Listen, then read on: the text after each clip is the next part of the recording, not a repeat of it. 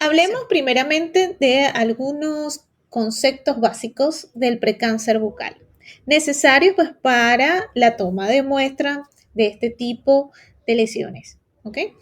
La lesión precancerosa, según la Organización Mundial de la Salud, se conoce como aquella alteración morfológica de tejido en la que existe una mayor probabilidad de transformación cancerosa respecto a su contrapartida normal. Esta transformación maligna puede presentarse en un periodo variable que generalmente es más o menos impredecible.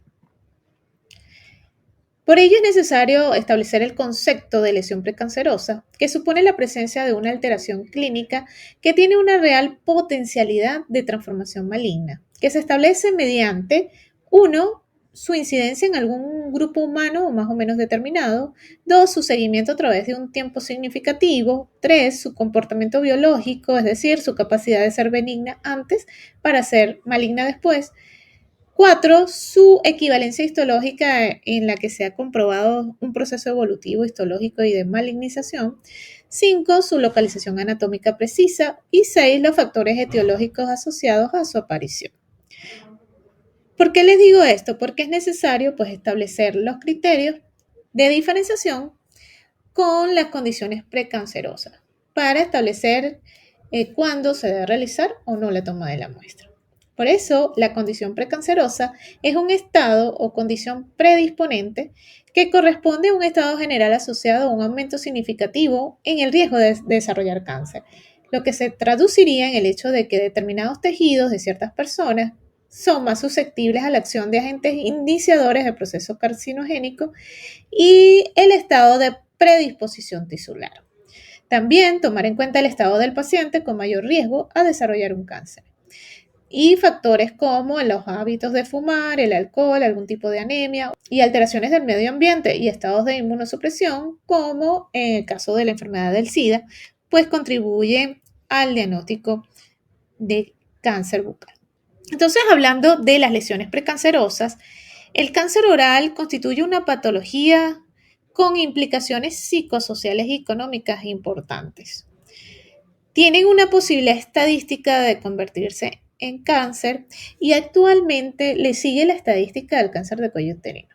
Entonces, la leucoplasia en sus diferentes presentaciones clínicas, los líquenes atípicos, lo que son las úlceras traumáticas, las queilitis crónicas, las eritoplasias y los nervios melánicos son importantes para el estudio de este tipo de lesiones precancerosas que no se vayan a convertir en lesiones ya de tipo de cáncer oral.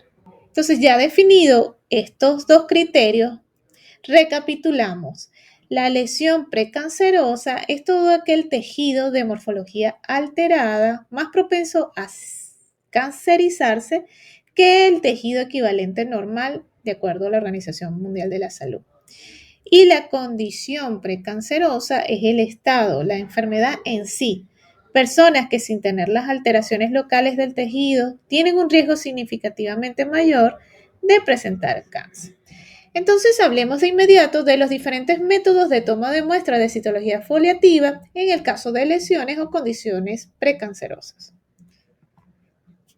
La citología foliativa oral es un examen complementario, una prueba auxiliar de diagnóstico que marca un punto de inicio para el diagnóstico de un cáncer oral y que utiliza las células esfoliadas para su estudio microscópico. La técnica en sí es sencilla, no es agresiva y es indolora. Permite un diagnóstico precoz y el procesamiento es menos complicado que una biopsia. Tiene mayor rapidez del resultado y es más económica. La finalidad, pues, consiste en la detención, como habíamos dicho, de tumores malignos. También puede ser utilizado como método auxiliar de diagnóstico en enfermedades virales, enfermedades fúngicas, bacterianas y también para cambios hormonales que produzcan alguna alteración celular en el epitelio. La fidelidad diagnóstica para el estudio de tumores malignos está alrededor del 95%, lo que le confiere credibilidad suficiente para ser utilizado, con un margen de error de un 5% en el caso de estos dos grupos. En el caso de los falsos negativos, corresponde a un 5% de los casos de error y significa que a pesar de que la lesión sea maligna, el patólogo puede interpretarla como benigna. Y en el caso de los falsos positivos, es muy raro y sucede en un menos de 1%, significa que el paciente no tiene cáncer, pero que el patólogo envió un resultado erróneamente positivo. En cuanto a las indicaciones de un estudio de citología exfoliativa, se puede presentar en los casos de lesiones ulceradas que persisten en la mucosa bucal o que no presentan señales de mejoría espontánea o con tratamiento. También en lesiones que en un principio no serían biopsiadas, por ser la citología suficiente un método de diagnóstico. En caso de lesiones extensas o múltiples lesiones, en el caso del control de áreas sometidas a radioterapia, donde se observen lesiones típicas de radiación, o en los casos en el control de la evolución de ciertas enfermedades, o en el control de lesiones cancerizables en áreas donde hubo una gran remisión en un caso de un tumor maligno. También es indicada el estudio de citología foliativa en pacientes que de alguna manera están impedidos para realizar una intervención cruenta como una biopsia, en áreas donde el test de azul de toloidina sea positivo, en lesiones aparentemente inocuas, las cuales no presentan razón suficiente para ser boxeadas, cuando permanece la sospecha clínica de que una lesión sea maligna, aún después de realizar la biopsia, y la indicación principal, la citología oncológica, para descartar un cáncer oral a través de la técnica de Papa Nicolau. ¿Qué materiales vamos a utilizar? Como les dije, este minicurso se trata de la toma de muestras de biopsia y citología. Comencemos con la citología. Y los materiales que vamos a necesitar. Vamos a necesitar una espátula metálica esterilizada, láminas portaobjetos, soportes de vidrios para láminas o coupling, como ustedes quieran, clips de papel si es necesario, gasa, alcohol éter o alcohol isopropílico al 96. Todos estos son implementos necesarios para recolectar, fijar y almacenar el material. En cuanto al procedimiento, una vez que tengamos todos nuestros materiales, vamos a limpiar o remover el sucio que pueda presentarse en nuestra lámina portaobjeto con la gasa, ¿ok? Previo a la recolección del material. Recuerden que es una área bastante sensible y si las células están allí de nuestras manos, podrían confundirse. Entonces es necesario que previo a la toma de la muestra se limpie bien el portaobjeto donde vamos a colocar la muestra. Seguidamente vamos a deslizar suavemente y de forma firme y uniforme la espátula sobre el área examinada. ¿Okay? La espátula de metal la podemos deslizar entonces por la lengua o por donde se encuentre la lesión para recoger el material. Posteriormente se extiende el material recogido sobre la lámina, extendiéndola uniformemente de tal manera que no quede muy grueso al extendido ni se formen grupos celulares que perjudiquen la lectura microscópica. Y finalmente podemos fijar con CitoSpray o generalmente pues lo utilizan fijadores químicos como el alcohol isopropílico, ¿ok? La idea es que tomemos en cuenta que la totalidad de la lámina esté sumergida con el líquido fijador.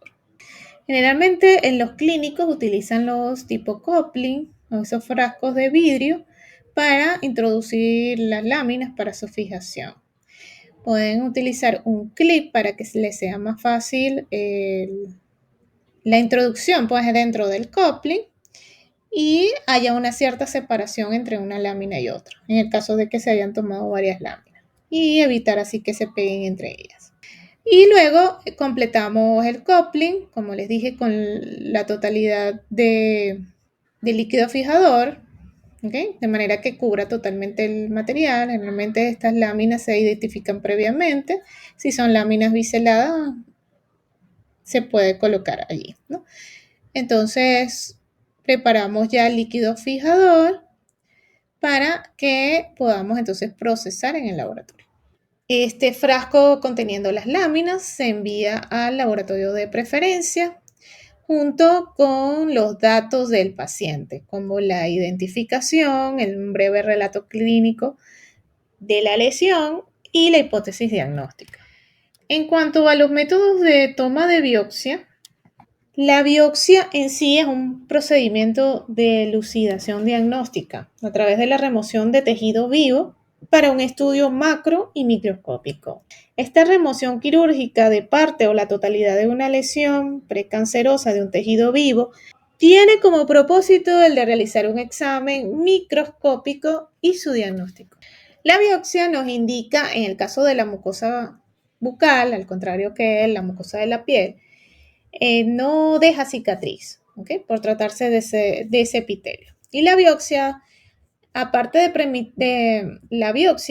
permitir un diagnóstico definitivo de una lesión, indica el grado de diferenciación, el tipo histológico, porque permite conocer las células que la componen, el infiltrado y el borde de recesión de las lesiones malignas o premalignas. Muchas veces el cuadro clínico puede simular varias lesiones, lo cual solamente el examen histopatológico puede determinar. Por eso es importante y aclarar que es un examen complementario que ayuda al clínico para establecer un diagnóstico. En cuanto a las indicaciones para un estudio de biopsia, estas nos sirven para la confirmación de lesiones sospechosas de malignidad, para lesiones precancerosas o leucoplasias o eritroplasias, para la confirmación de ulceraciones orales sin causas evidentes que no mejoran o desaparecen en 2 semanas tras eliminar los irritantes locales, para determinar qué lesiones interfieren en la función oral, como lesiones de etiología poco clara, particularmente cuando se asocian con dolor, perestesia o anestesia, y lesiones intersticiales en la musculatura lingual, bucal y labial. Y recuerda suscribirte a nuestro canal de YouTube y darle a la campanita para que no te pierdas ninguno de nuestros videos.